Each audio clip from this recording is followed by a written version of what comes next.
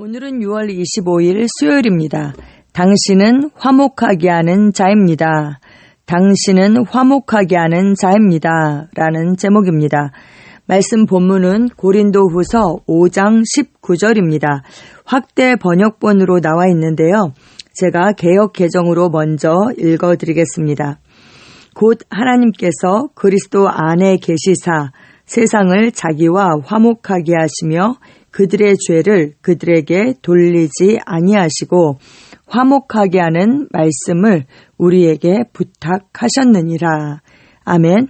이 말씀을 확대 번역본으로는 하나님께서 친히 임재하셔서 그리스도 안에 있으시면서 세상을 자기와 화목하게 하시고 그분 자신과의 호의로 회복시키시며 사람들에게 그들의 죄를 계산하거나 그들에게 돌리지 않으시고 오히려 그것들을 취소하시며 화목의 메시지, 호의로의 회복을 우리에게 맡기셨습니다.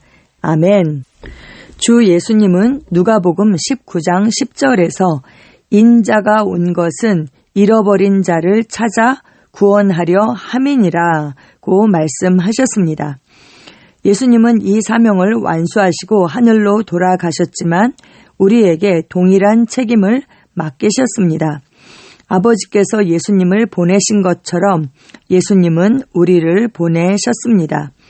아버지께서 나를 보내신 것 같이 나도 너희를 보내노라 라고 요한복음 20장 21절에 말씀하셨죠. 이제 우리가 잃어버린 자를 찾고 구원해야 합니다. 아멘. 이것이 우리의 부르심입니다. 우리는 영혼 구원자이며 사람들을 하나님과 화목하게 하는 자입니다. 아멘.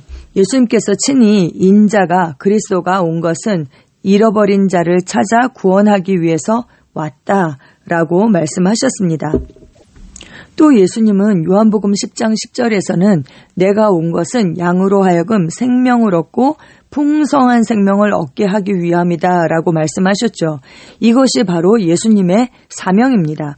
예수님께서 하늘에 속한 분이시지만 이 땅으로 파송을 받으셨죠.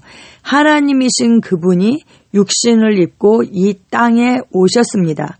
이 땅에 오신 목적이 바로 우리를 구원하시고 우리에게 그 하나님의 생명을 주고 풍성한 생명을 얻게 하기 위해서 오셨다라고 말씀합니다. 그런데 이제 그 예수님께서 그리스도의 영으로 우리 안에 계시고 그리고 우리가 거듭났잖아요. 하늘에서 거듭난 것입니다. 그리고 우리가 이 땅으로 파송을 받았습니다. 예수님께서 육신을 입으신 것처럼 우리도 육신을 입고 있습니다. 우리는 하늘에 속한 자지만 이 땅으로 파송을 받았고 육신을 입게 되었죠. 그리고 이제 우리를 통해서 그 예수님의 사명을 우리를 통해서 성취하십니다.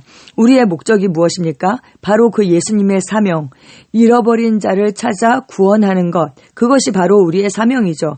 또 우리가 복음을 전함으로 말미암아 그들이 예수님을 영접하고 생명을 얻게 하는 것, 하나님의 생명을 얻고 하나님의 자녀로 거듭나게 하는 것, 그것이 바로 우리의 사명입니다. 이것이 바로 우리의 부르심입니다. 이것을 위해서 우리가 이 땅으로 파송을 받은 것입니다. 우리는 영혼 구원자이며 사람들을 하나님과 화목하게 하는 자입니다. 당신이 살고 있는 도시에서 이렇게 생각하십시오. 인자가 잃어버린 자를 찾아 구원하러 오셨다. 당신이 어디를 가든지 이 목적을 가지고 그곳에 도착합니다. 이 말씀이 나를 통해서 이루어진다. 그렇죠? 내가 가지 않으면 주님이 가실 수가 없는 거죠. 내 안에 계신 그리스도께서 내가 가야지, 내가 순종해야지 그 사명을 하실 수가 있는 것이죠. 이제 그리스도의 날이 우리를 통해서 연장되고 있다. 내가 내 세상에 그리스도로 나타나는 것, 그것을 우리가 인식하고 우리가 다녀야 하는 것입니다. 예수님께서 육신을 입고 이스라엘 땅을 거느리셨던 것처럼 우리가 육신을 입은 우리가 바로 그 목적을 가지고 그것을 인식하고 이 땅을 거느려야 하는 것이죠. 버스, 비행기, 시장, 어디든지 잃어버린 자를 찾아 구원하기 위해 그곳에 있습니다. 구원이 필요한 사람에게 구원을 주기 위해 그곳에 있습니다. 이것이 바로 당신의 사명입니다. 아멘, 아멘. 내가 빛이다. 내가 빛이다. 내가 탁월한 영혼 구원자다. 내가 탁월한 영혼 구원자다. 우리가 그것을 인식하면 어떻게 돼요? 그 빛이 필요한 자가 우리에게 나오게 되어 있죠. 그리고 그 갈망하는 영혼들이 우리에게 나오게 되는 것입니다. 그리고 우리가 복음을 전할 때에 감동을 따라서 복음을 전할 때에 그들이 예수님을 믿고 거듭나게 되는 그 역사가 있습니다. 고린도후서 5장 19절은 말씀합니다. 곧 하나님께서 그리스도 안에 계시사 세상을 자기와 화목하게 하시며 그들의 죄를 그들에게 돌리지 아니하시고 화목하게 하는 말씀을 우리에게 부탁하셨느니라. 아멘. 정말 강력한 말씀이죠. 여러분, 우리가 너무나 잘 아는 그 고린도후서 5장 17절 말씀이 있죠. 그런즉 누구든지 그리스도 안에 있으면 새로운 피조물이라. 이전 것은 지나갔으니 보라 새 것이 되었도다.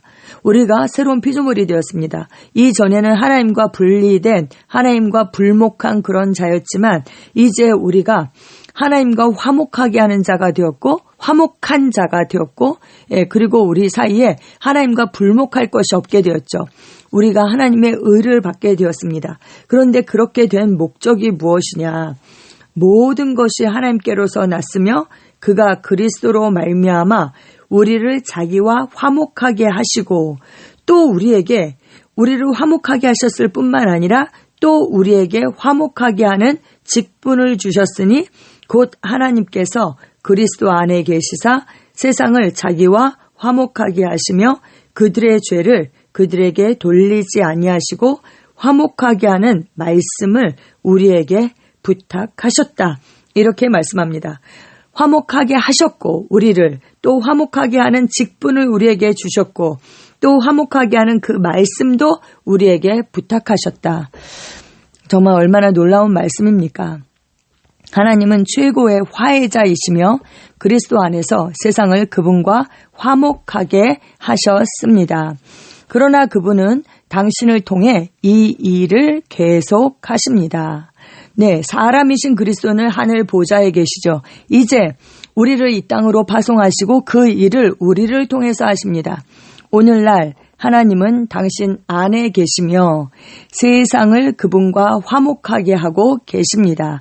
사람이신 그리스도는 보좌에 계시고 그리스도의 영으로 우리 안에 오셔서 성령으로 하나님의 영으로 우리 안에 오셔서 우리와 하나가 되시고 그 일을 이제 우리를 통해서 하십니다. 그리고 예수님처럼 우리는 사람들의 범죄를 그들에게 돌리지 않습니다. 왜요? 하나님께서 그 죄를 그들에게 돌리지 않으십니다. 우리는 하나님의 모방자입니다. 하나님을 본받는 자입니다. 우리는 사랑받는 자녀들이 아버지를 모방하듯이 그분을 닮아갑니다. 에베소서 5장 1절에 말씀하죠. 그러므로 사랑받는 자녀같이 너희는 하나님을 본받는 자가 되고. 아멘. 더욱이 하나님께서 우리에게 화해의 말씀, 화해의 그 메시지를 맡기셨습니다. 여러분, 심판의 메시지를 맡기신 게 아니에요. 화해의 메시지를 맡기셨습니다. 그러므로 계속해서 우리가 구원의 좋은 소식을 선포하고 남녀노소를 어둠에서 하나님의 자녀의 영광스러운 자유로 인도하십시오.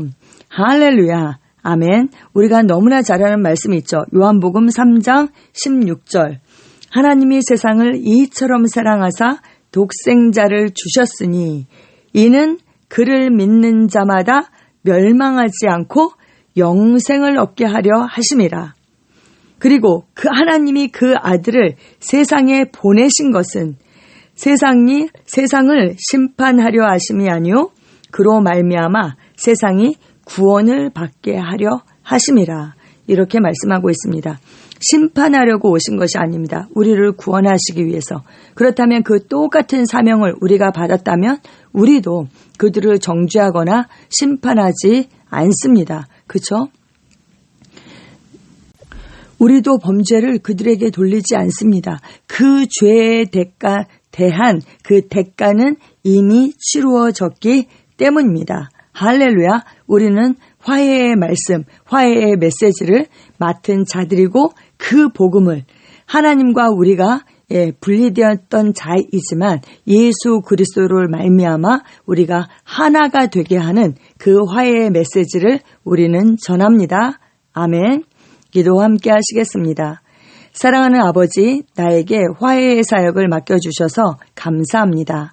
나는 주 예수님께서 하신 것처럼 이 부르심 안에서 행하며 잃어버린 자들을 찾고 구원한다고 선포합니다. 나는 하나님을 본받아 사랑 안에서 행하며 다른 사람들의 잘못을 헤아리지 않습니다. 나는 하나님의 그릇으로서 내가 만나는 모든 사람에게 화해의 메시지를 전합니다. 예수 이름으로 기도합니다. 아멘.